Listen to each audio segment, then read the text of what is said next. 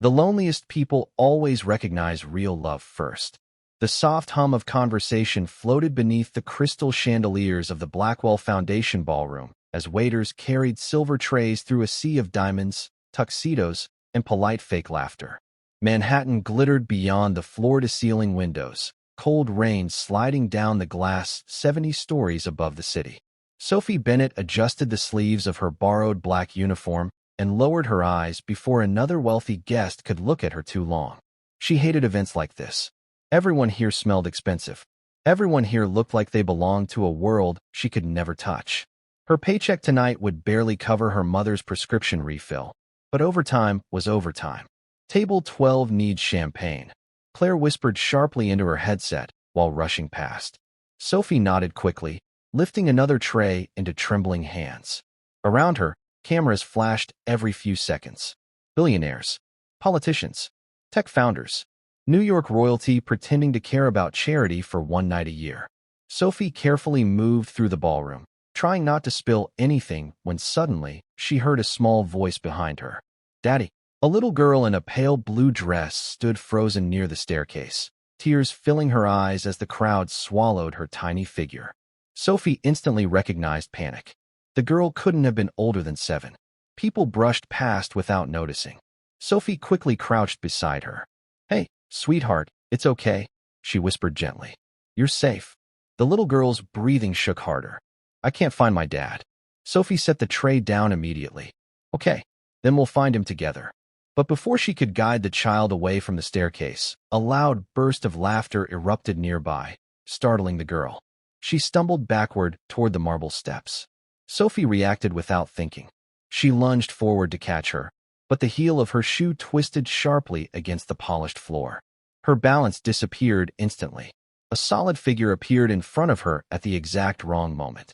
Champagne exploded across black fabric as Sophie slammed directly into a tall man standing near the stairs. Her arms wrapped around him automatically to stop herself from falling while shielding the little girl against her side. Gasps echoed across the ballroom. Then came laughter. Sharp, mocking, endless. Sophie froze. Her cheek rested against the soaked front of a perfectly tailored tuxedo that probably cost more than 3 months of her rent. Her fingers tightened instinctively against the stranger's chest before she immediately pulled away in horror. "Oh my God," she whispered breathlessly. "I'm so sorry." Someone nearby snorted. "Looks like somebody found herself a billionaire." More laughter followed. Sophie's face burned crimson. She kept her eyes lowered, too humiliated to look up. "I didn't mean to. I was trying to help her, but then something strange happened." The man didn't step away. He didn't look angry. He didn't even look annoyed. The entire ballroom slowly quieted as Ethan Carter stood completely motionless beneath the chandelier lights, champagne dripping from his $8,000 tuxedo. His blue eyes remained fixed on Sophie's face with an expression nobody in that room had ever seen before. Not shock, not irritation, something softer, something almost painful, because for the first time in years, someone had touched him without wanting anything in return. Sophie finally forced herself to look up, and the moment their eyes met, Ethan felt it instantly. Not attraction, not curiosity. Home. The laughter faded slowly, but Sophie still felt every pair of eyes burning into her skin as she stepped back from Ethan Carter. Her hands trembled so badly, she almost dropped the little girl beside her. "Emily!" A frantic male voice suddenly shouted through the crowd. A man in a navy suit rushed forward and immediately pulled the crying child into his arms. "Dad!" the little girl sobbed. Sophie exhaled shakily, relief washing through her chest so fast it nearly made her dizzy. "She was scared near the stairs," Sophie explained softly, still unable to meet Ethan's eyes. The father nodded quickly. "Thank you. Seriously, thank you." Sophie forced a tiny smile, then bent to grab the abandoned champagne tray from the floor. The expensive glasses rattled loudly against the silver surface. Somewhere behind her, another guest muttered, "Only Sophie Bennett could turn a charity gala into a circus." More quiet laughter followed. Sophie swallowed hard. She knew that voice. Vanessa Hale, Manhattan socialite. Ethan Carter's ex-fiancée. Sophie had seen her face on magazine covers while waiting in grocery store checkout lines. Vanessa crossed her arms elegantly beside the ballroom staircase, her red lipstick curling into a cruel smile. Maybe next time the staff should avoid tackling the guests. Sophie opened her mouth to apologize again, but Ethan finally spoke. She prevented a child from falling. His voice was calm, low, controlled. The entire ballroom instantly fell silent again. Vanessa blinked in surprise. Ethan slowly removed the champagne-soaked jacket from his shoulders without once looking away from Sophie. That deserves gratitude, he continued evenly, not ridicule. Nobody answered. Nobody dared. Sophie stared at him, stunned. Billionaires were not supposed to defend girls like her. Especially not publicly. Especially not in rooms like this. Ethan handed his ruined jacket to one of the assistants nearby before finally turning towards Sophie fully. Up close, he looked even more intimidating. Tall, sharp jawline, eyes too blue to seem real beneath the chandelier lights. But somehow he did not feel cold anymore. "Are you hurt?" he asked quietly. Sophie shook her head immediately. "No, I am fine. I just embarrassed myself in front of half of Manhattan." To her surprise, the corner of Ethan's mouth lifted slightly. Not a fake social smile. A real one. Small. Almost reluctant. "Then we have something in common." Sophie blinked before realizing he was joking. Or at least trying to. It caught her so off guard she accidentally laughed. A soft, nervous sound that escaped before she could stop it. Ethan stared at her for a second too long afterward. Like hearing her laugh mattered more than the conversation happening around them. Claire suddenly appeared beside Sophie with panic written across her face. "Sophie, kitchen. Now." Sophie immediately straightened. "Right. Sorry." She looked back at Ethan. "One final time. I really am sorry about your jacket, Mr. Carter." The moment she said his name aloud, her stomach dropped. Ethan Carter, founder of Carter Global. The billionaire every news channel talked about. Sophie felt heat flood her face all over again. Of course it had to be him. Ethan noticed the realization instantly. He watched embarrassment crash over her expression like a wave. But instead of enjoying the recognition the way most powerful men did, something inside him tightened painfully. Because the second she realized who he was, Sophie Bennett looked afraid to stand near him. And somehow, Ethan hated that feeling more than the ruined tuxedo dripping champagne onto the ballroom floor. Sophie barely made it into the service hallway before her composure cracked completely. The heavy ballroom doors closed behind her, muffling the orchestra music and polished laughter from the world upstairs. She set the silver tray down too fast, causing the empty champagne glasses to clink violently together. "Careful," Claire snapped while checking her clipboard. "Tonight is already enough of a disaster." Sophie lowered her eyes immediately. "I said I was sorry." Claire sighed, rubbing her temple. "Do you understand who that was?" Sophie nodded faintly. Everybody in America knew who Ethan Carter was. Tech billionaire. Youngest CEO to land on the cover of Forbes 3 years in a row. A man so wealthy people treated him like royalty instead of human. Sophie swallowed hard. "I did not know at first." "Well, now you do." Claire softened slightly after noticing the panic in Sophie's expression. "Look, Ethan Carter usually does not even tolerate people standing too close to him. The fact he defended you out there is already shocking half the room." Sophie leaned against the counter quietly, trying to steady her breathing. She still could not explain the strange look in Ethan's eyes when he stared at her upstairs. It had not felt angry. If anything, it felt lonely. And somehow that was worse. "Can I just finish my shift?" she asked softly. Claire nodded. "Stay away from the VIP floor for the rest of the night." Sophie quickly returned to work, but the embarrassment followed her everywhere.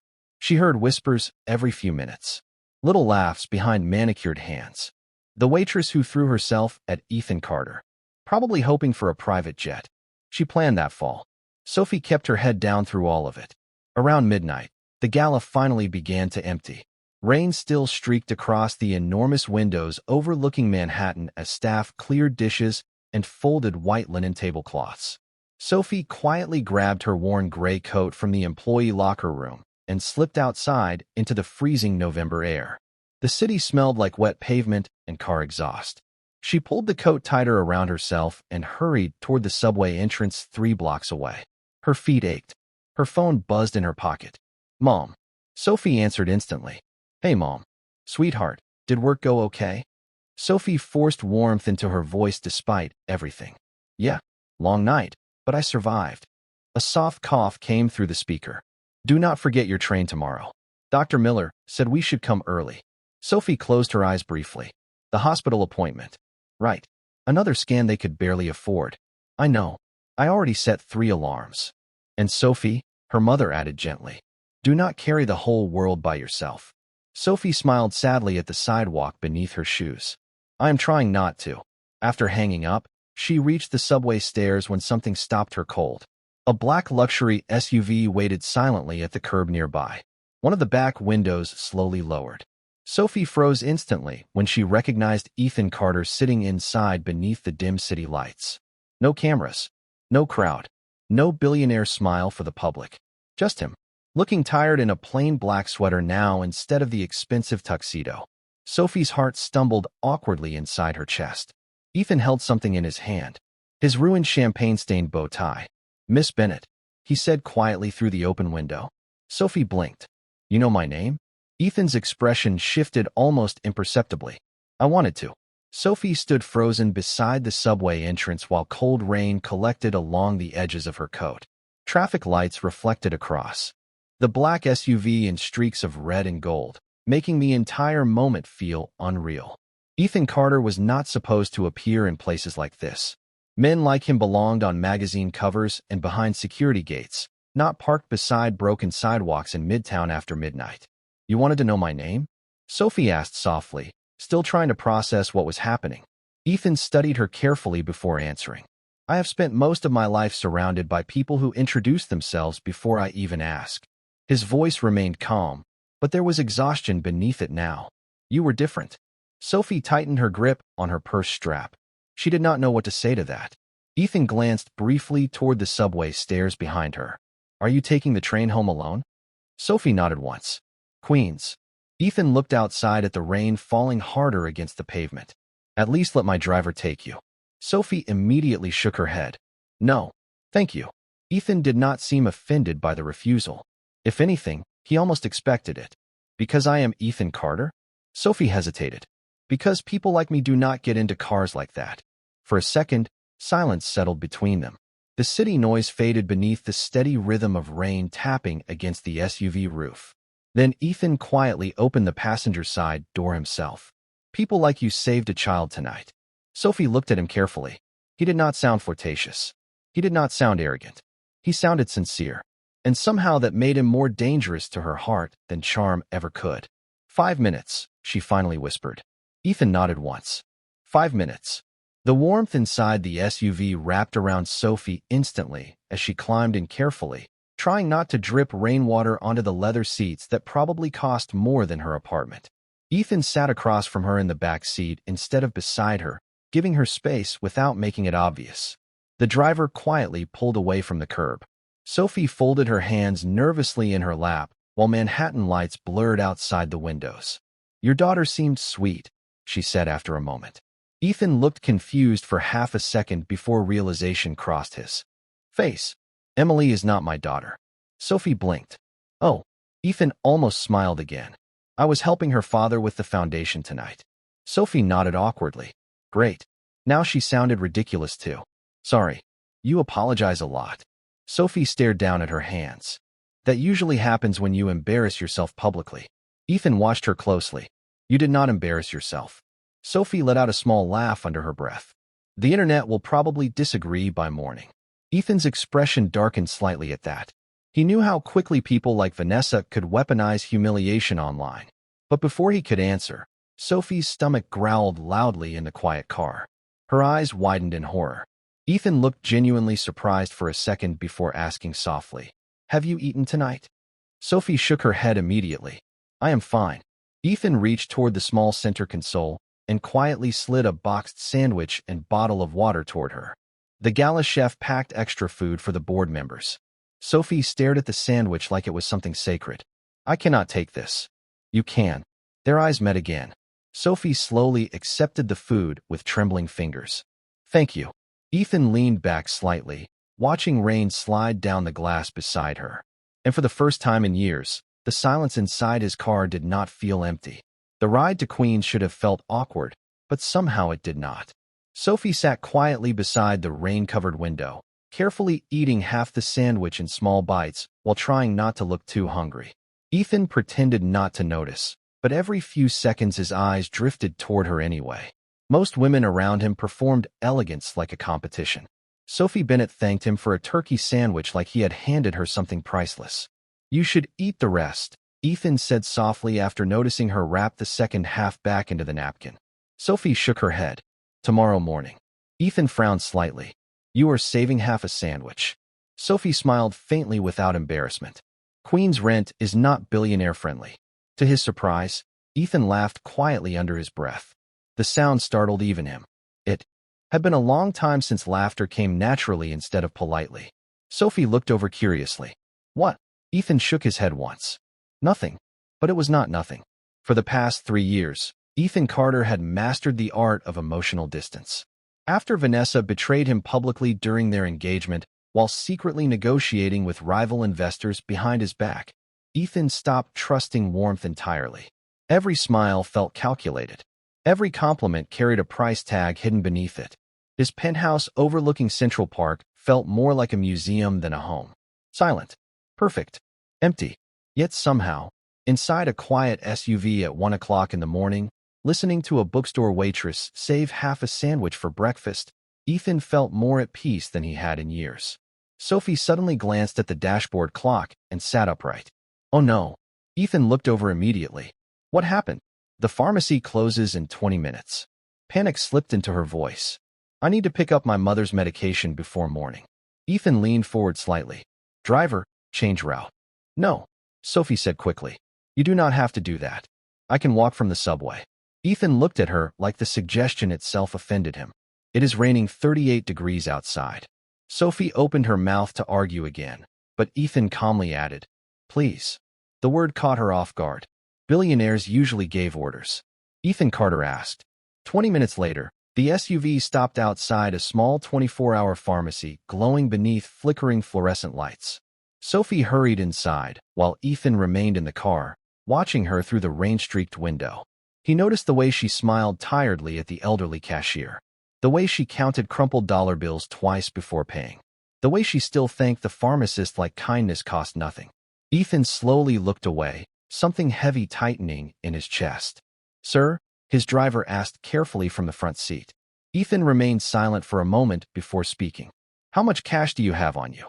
The driver blinked in confusion but handed over several folded bills. Ethan accepted them quietly. When Sophie returned to the SUV clutching a small pharmacy bag against her chest, she looked relieved. "Thank you," she said softly while climbing back inside. Most people would not wait. Ethan looked at the pharmacy bag in her hands. "Is your mother very sick?" Sophie hesitated before nodding. "Some days are harder than others." Ethan noticed exhaustion behind her smile now. The kind carried by people who spent too much time surviving and not enough time resting. The SUV finally stopped outside a narrow apartment building in Queens nearly 30 minutes later. Sophie looked almost embarrassed by the aging brick building and flickering hallway light outside. "This is me." Ethan nodded slowly. Neither of them moved immediately. Rain continued tapping softly against the windows. Then Sophie reached into her purse and carefully pulled out $12 folded beside a handwritten note. "For your tuxedo cleaning," she whispered. Ethan stared at the money in stunned silence, while Sophie gave him the shyest smile he had ever seen. "Good night, Mr. Carter." And before Ethan could stop her, she disappeared into the rain carrying medicine in one hand and half a sandwich in the other. Ethan remained parked outside Sophie's apartment building long after she disappeared upstairs. Rain rolled slowly across the SUV windows while the folded $12 rested in his hand like something fragile. No one had ever handed Ethan Carter money before. People asked him for money, fought over his money, married him because of money. But Sophie Bennett had stood in a freezing Queens parking lane after midnight, trying to repay him for a ruined tuxedo she could never afford. Ethan looked down at the handwritten note again beneath the dim reading light inside the car. "I am really sorry about tonight. Thank you for helping me get home safely. And thank you for the sandwich. Sophie Bennett." The handwriting leaned slightly crooked, rushed, and imperfect. Somehow that made it feel even more honest.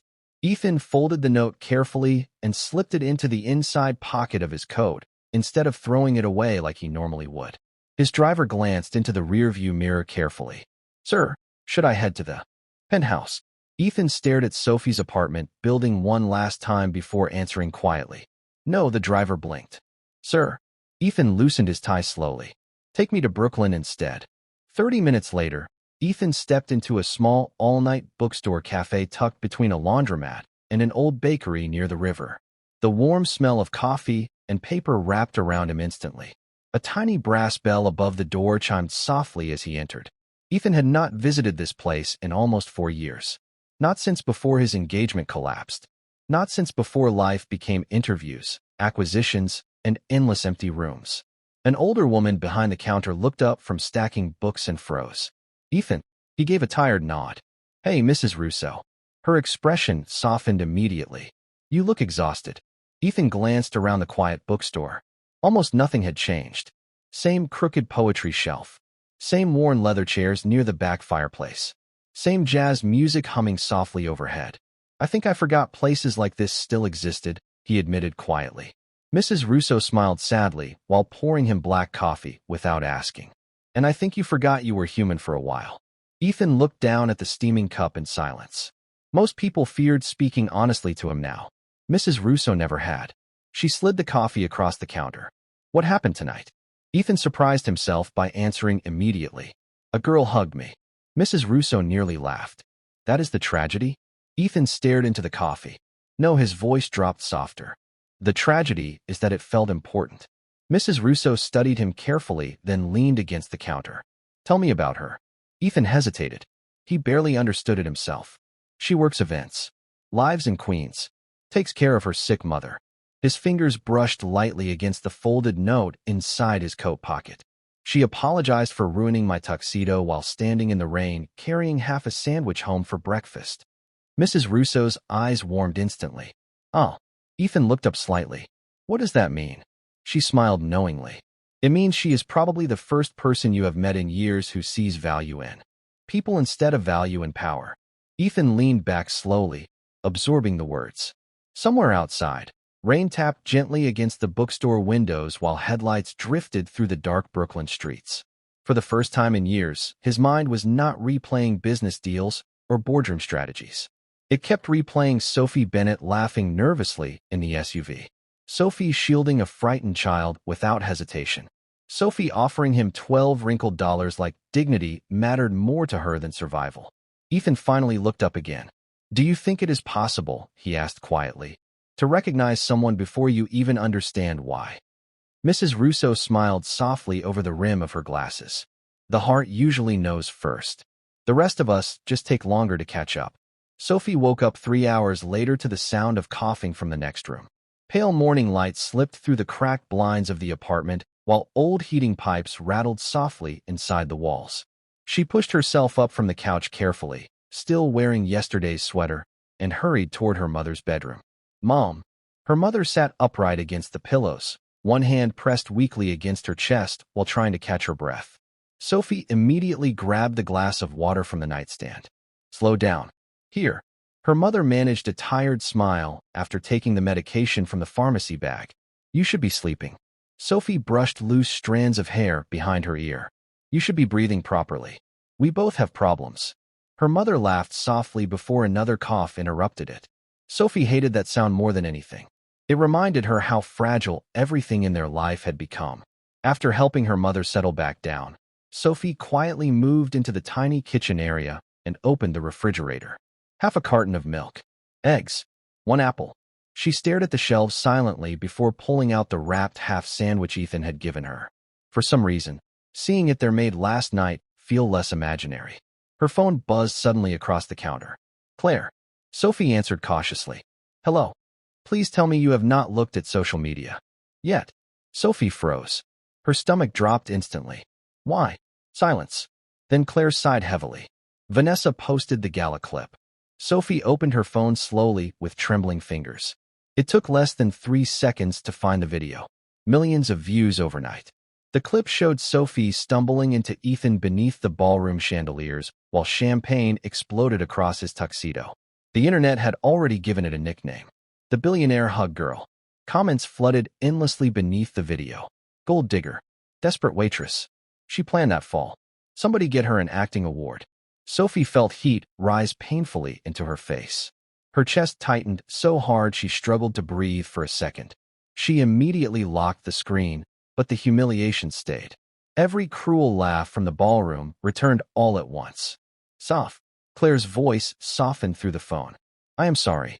Vanessa's people are pushing it everywhere. Sophie stared down at the counter silently. It is okay. But it was not okay. By noon, 3 customers recognized her at the small bookstore cafe where she worked weekdays. One woman even laughed while ordering coffee. Oh my God, you are the hug girl. Sophie forced a polite smile that barely held together. Your latte will be ready soon. The moment the customer walked away, Sophie disappeared into the back storage room and pressed both hands over her burning face. She felt stupid for ever believing last night meant something deeper. Ethan Carter defended her because wealthy men liked appearing noble in public. That was all. People like him eventually returned to penthouses and private jets. Girls like Sophie became embarrassing stories told at expensive dinner parties. A soft knock interrupted her thoughts.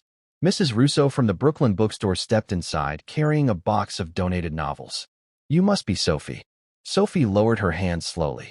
I am sorry, we are not accepting donations until next week.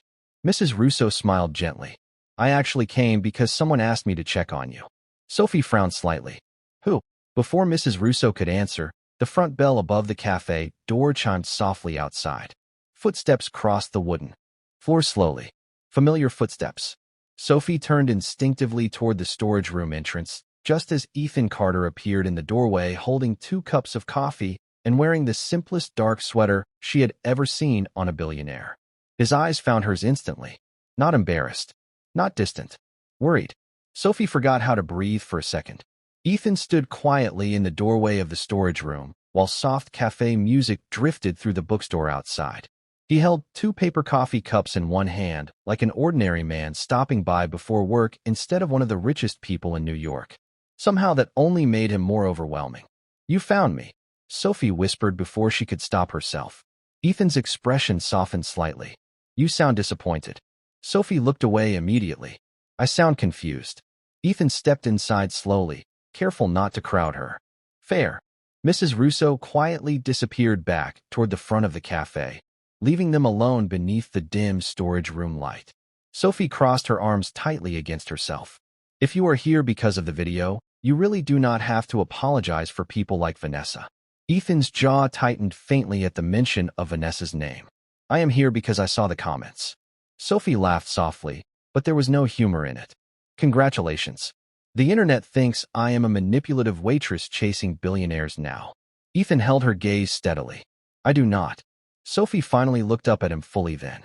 The sincerity in his eyes made her chest ache in ways she did not understand. You barely know me. Ethan surprised himself with how quickly he answered. I know enough. Silence settled between them. Outside the storage room, someone turned a page in a book. Coffee beans ground softly behind the counter. The ordinary sounds made the moment feel strangely intimate. Sophie looked down at the coffee cups in his hand. What is that? 1 vanilla latte. Ethan lifted the second cup slightly. And 1 black coffee I will probably regret drinking later. Sophie blinked in surprise. How did you know I drink vanilla lattes? Ethan hesitated briefly before admitting. Mrs. Russo told me. Sophie shook her head faintly. You asked about me? Ethan looked almost uncomfortable being caught, caring openly. I wanted to know if you were okay. Sophie stared at him for a long moment. Nobody asked her that anymore. Most people asked if bills were paid, if appointments were scheduled, if she could cover another shift, but not if she was okay. Ethan carefully handed her the latte. Their fingers brushed for half a second.